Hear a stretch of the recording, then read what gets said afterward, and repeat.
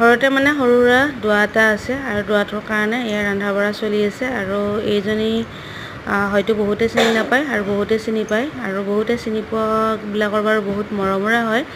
আমি যেতিয়া চিনি পোৱা নাছিলোঁ আমি এই খুৰীটোক তেতিয়া মানে বহুতৰ মাজত এজনৰ মানে খুব প্ৰিয় আছিল আৰু সেইজনৰ থ্ৰুতে আমি চিনি পালোঁ আৰু এতিয়া আমাৰ নিজৰে মানুহ। এতিয়া মানে কিবা এটা কৰিলে পটককৈ আহে আৰু ৰন্ধা বঢ়া কৰাত মানে বহুত ব্যস্ততা হৈ পৰে আৰু এতিয়া মানে আমাৰ বৌয়ে ৰঙালাও আৰু আলু এনেকৈ এটা ৰঙালাও দিছে, তাতে আকৌ আমাৰ ঘৰৰ মানুহে ৰঙালাও নাখায়, গম পালে মানে মহা হাংগামা হৈ যাব আৰু সেই গতিকে মানে এওঁ পূৰা বনোৱাত এনেকৈ আছে।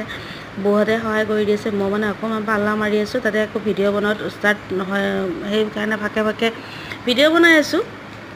আৰু তাতে মানে মামীহঁতো আহিছে, সিহঁতে মাছ চাছবিলাক ধুই মেলি এতিয়া ফ্ৰাই কৰি আছে ধুনীয়াকৈ।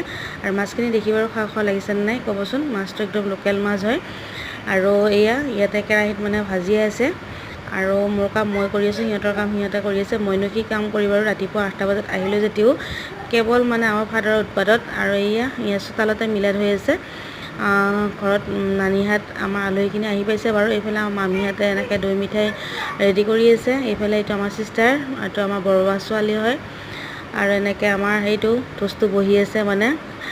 আৰু এইবিলাক নানীহঁত ইয়াতে এনেকৈ দোৱা শুনি আছে আৰু মিলাত চলি থকা অৱস্থাত এনেকৈ বয়সস্থ মানুহখিনি দোৱাত বহি বহুতে ভাল পায় আৰু আমিও ভাল পাওঁ বাৰু।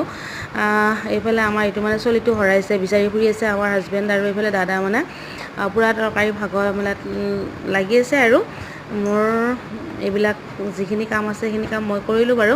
আৰু এইফালে আমাৰ বাবু মানে ৰেডি হৈছে মিলাৰত বহিবৰ কাৰণে আৰু বাবুক ড্ৰেছটো দি খুব বেছি ভাল লগা নাই নে বাৰু। আৰু সেইকাৰণে বাবুকে মোকে বহুতে একে বুলি কয় আৰু একে হ'বই আৰু পেহীয়েক আৰু ভতিজাক নহয়নে বাৰু।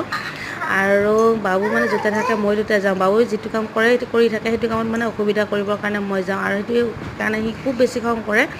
আৰু আজি মই কৈছোঁ তোমাক এই ড্ৰেছটোৱে জনাব লাগিছে আৰু সি মানে হাঁহি আছে আৰু একো বেলেগ একো কোৱা নাই।